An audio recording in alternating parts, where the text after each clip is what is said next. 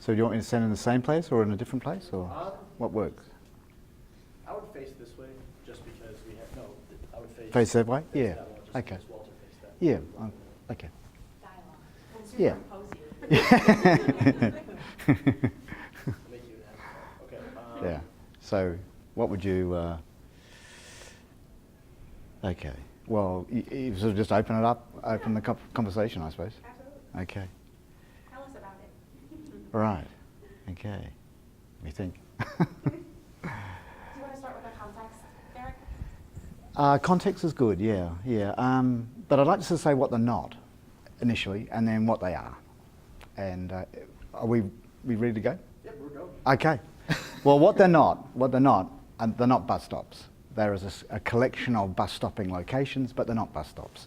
And I think that's the important message to realise, that these are bus rapid transit stations that perform in a quite unique way and a different way than normal bus transit. And as a response to that, these are designed in a different way to be a series of jewels and little Swiss watches sitting in amongst the urban space of Chicago.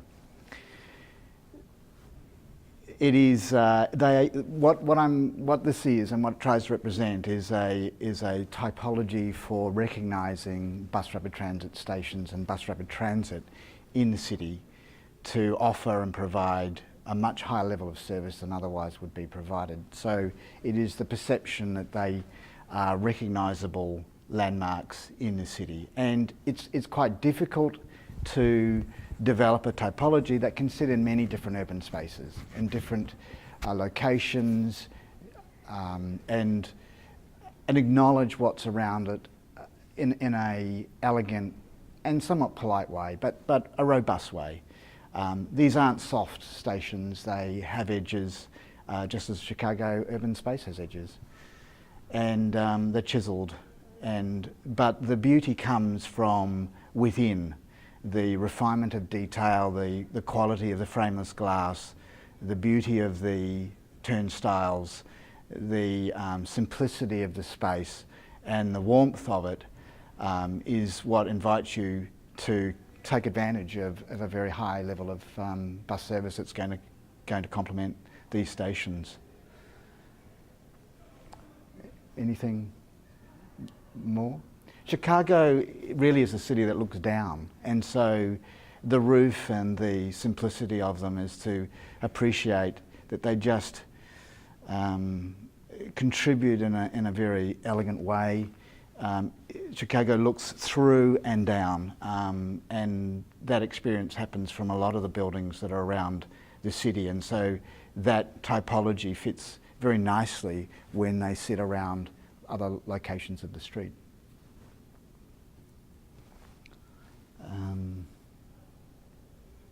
One of the important features that that Walter was speaking about is functionality and operations, and they do have that embedded into them. The intent is to actually cover the passenger when they're boarding and alighting the bus. That's an important part of improving the experience of the service. Many systems don't do that. Many systems just create a very blunt edge to your boarding and alighting from the vehicle. These, their intent is to provide all-weather access throughout all times of the year, and I think that will encourage and people to ride the service more than being left wet and uncomfortable. There are other things you'd like to know? May I ask, I know you had your selection of sites, and Daley Plaza was one of the potential sites, right? What drove you towards Daley Plaza?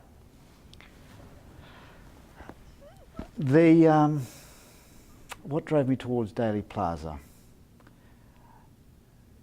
When I went to Daley Plaza, well, a couple of things. I think the relationship of the station relative to the street in its context is actually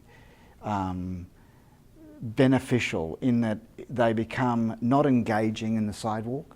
they actually are differentiated from the sidewalk by the cycleway, and by doing that they become objects within the space of the street, and then one can actually detail them and use them to enrich this particular plaza location. Daly Plaza, unless it's got lots of events held in it, is largely pretty sterile and uninviting, really. And what these stations do is they start to activate the streets with activity and enrich it with a service and life of people in transit. Does that answer that? I would open it up. I mean, if anyone has any questions about the design, I think that's a great summation. Anything you're curious? I think for the purposes of the video, it might be helpful if you could just point towards some of the details and how you came about with some of these more specifics of the design. Yeah, talk about the black roof. Remember we had this conversation? I said that really jumps out at me. And, Yeah, and okay. some of the design details and why, you thought about it the way you did. Yeah. Yeah. And maybe show the covering of the bus. 'Cause it's not that, that. Isn't it? Well, it kind of is. Okay. It's sort of this zone through here is above the bus. The scale of the structures is taller and higher than one would normally expect with a bus, largely because the bus is actually covered by a short distance of roof over the boarding position. This enables the structure to be quite long and quite tall and elegant, and so the thinking here was that there is already a palette of beautiful colours and beautiful materials that exist in Chicago. So let's not go and look for that elsewhere. Let's borrow from what's already here. And my first thought was that to fit into the landscape, to be thin, to be light, to be somewhat transparent, black, glassy, polished silver, architecture was the thought. Perhaps it could be dark grey, but there's a pre-existing palette that I think we can certainly use. Warm tones and warm colours, it's perhaps the treatments of the floor finishes and the entry spaces, even a thought of using warm timber for the ceiling. So the life is actually inside these very lineal structures. You mentioned about the air circulation. I thought was interesting also. Yes. The roof essentially sits above the glass wall that is stepped that's sitting on the outside of the steel columns. Because these are largely enclosed facilities, and even in the warmth of summer, it's very important that we do get air through the stations, and how the stations can change their internal temperature. So this band of louvers or screens enable the air to be transferred through the structure, and they can be opened and closed in winter or in summer. But it is important that we get an air quality through the interior space of the stations. You mentioned that people look down on the station. Did you consider a green roof on the stations? No, I didn't actually consider a green roof. Do you think that would work? No, I don't really. No, I don't, because the danger here is that we've got to be very careful we don't contrive something. That it is the architecture is about timelessness. The architecture is about a piece of work that can sit there with very little relevance to dating it, and if you do too much visual gymnastics with a particular piece of infrastructure like this, it'll always be dated back to when it was done. And I think this is about stylishness. This is about high-end design. This is about quality detailing, quality materials. I think the response to eco-friendly green roofs and solar panels on this scale is just silly, because it's too small. Its contribution is not going to add significant change that. We could actually certainly introduce some solar panels onto the roof, so reintroduce its energy consumption back into the grid. I don't doubt that, but on the scale that this is, I think there's a little less likely. Well, I'm less encouraged by those sorts of responses. Maintenance is a problem. Operational issues have quite a significant concern, and so they've got to sit there unmaintained, somewhat unloved, and be able to handle that sort of thing. Otherwise, if we start doing other things, we've got to love them so much more, and I think that can be a problem for the city. Mm. You said something about, and correct me if I'm wrong, but Chicago's about, or people look down and through. Mm. You sort of started. Maybe you talk about what that is about. Like, why do you think about that, or what is that? What did you see, or what do you know of that? Because I can see a little bit about your description of some of the things that you've done and ideas, but can you kind of go back and maybe talk about how that idea of Chicago plays a role in your design idea? Well, I suppose every time I walked around Chicago, I was always trying to look through something, and I always sort of imagined, when you're looking up, that most people would be peering and looking down. So it's a little typology that happens to be in the street that you may glance from the 20th floor rather than the 70th floor, and you saw it again, and then you saw it again, and so a very lineal black roof or a continuous roof was sort of just this little element that just appeared as little punctuation spots for bus rapid transit through this very urban space.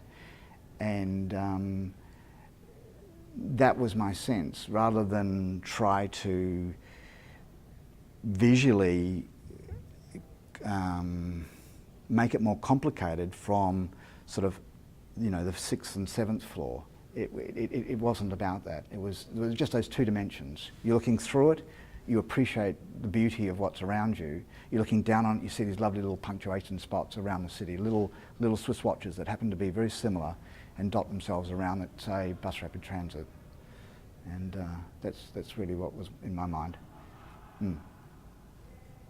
Can you talk about some of the design elements that you incorporated inside the station to facilitate the flow of people?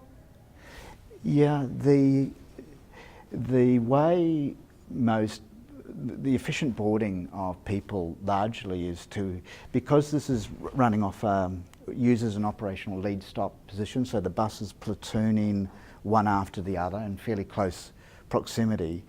If you enter people at the front boarding position, you'll congest a large part of the platform. Not that you can't do that, but it's not necessarily optimal. The idea is that you enter from the southern or the end where the buses are moving forward in the right-hand direction, and then you begin to distribute people up along the platform to board the bus at a series of multiple doors, and that works much more efficiently for people's journey experience. And then along the glass there will be seating, pass information, signage, and integrated into the overall Chicago transport system. So there's a consistent message, not just for bus rapid transit, but between bus rapid transit and the rail service.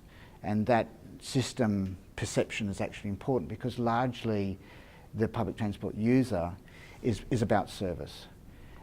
They don't want the differentiation between service providers, they want seamlessness. And by integrating the operator's signage or the owner's signage into this and complementing it in other parts, then it reinforces that the network is managed well, and you build confidence and reliability and those sorts of values into the station design. There's a series of turnstiles through which people would enter, but prior to going into that space there's an add value vending machine to suggest that people can recharge their card. These would be unstaffed stations, so it takes a particular design approach to ensure that these aren't bomb-proof, but they are sensitive to that sort of value, that people can't destroy them. But if we design them with such robustness, people won't love these. And I've been working with that to suggest that we're not about we're trying to develop a sensitivity with these elements that people appreciate, but they don't destroy. Yeah. I have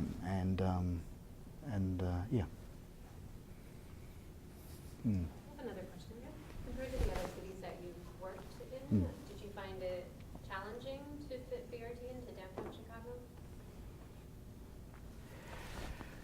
No, I didn't really find it that challenging because a lot of good work had been done earlier on. The space, there were a series of options. If you're asking me about the stations and fitting them into Chicago, yes, very challenging. But is it a network that can fit very easily into the fabric of the city? I think it can. I think the differentiation of the space, the bikeway, the roadway, I think it lends itself beautifully for this element to sit into the city. And I was a bit surprised by that.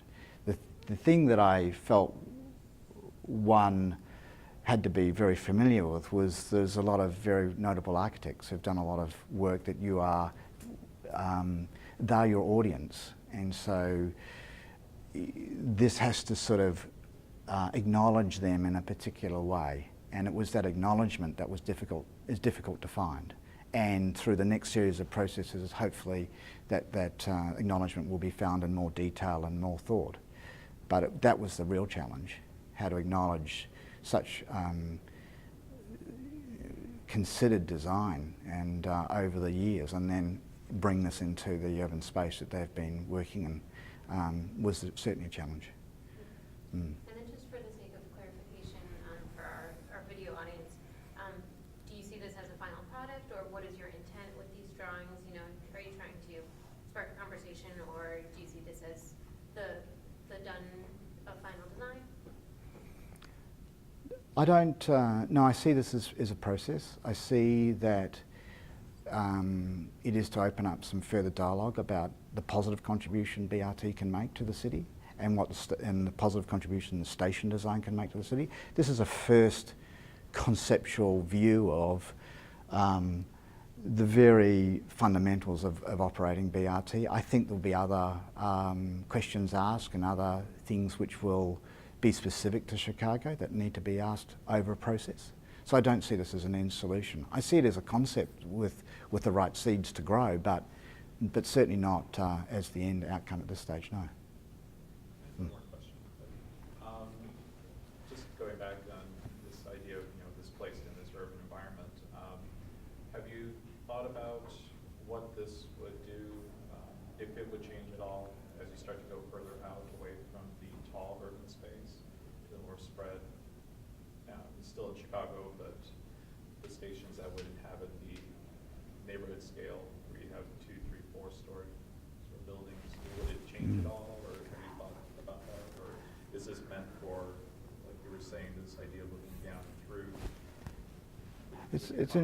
That's a really interesting question, and I have to suggest to you I haven't, because I wasn't specifically asked to engage in a regional typology. That's very, very difficult. Inner city typology is one response. Whether you can take that to a regional topology, I'm not convinced you can. You may be able to take and borrow certain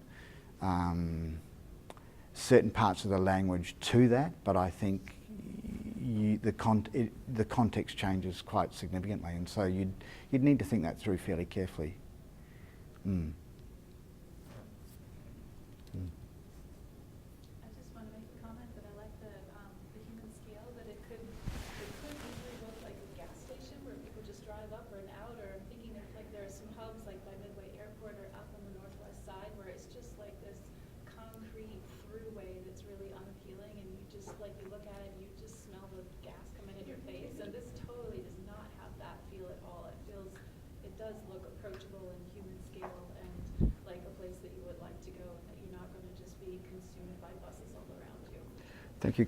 Did we catch that on film and camera? I really appreciate that. That's really nice. I don't know how to. I can't answer that, but it's a nice thing to say. Did you visit So, any of those bus hubs that are around while you're yeah, there? yeah.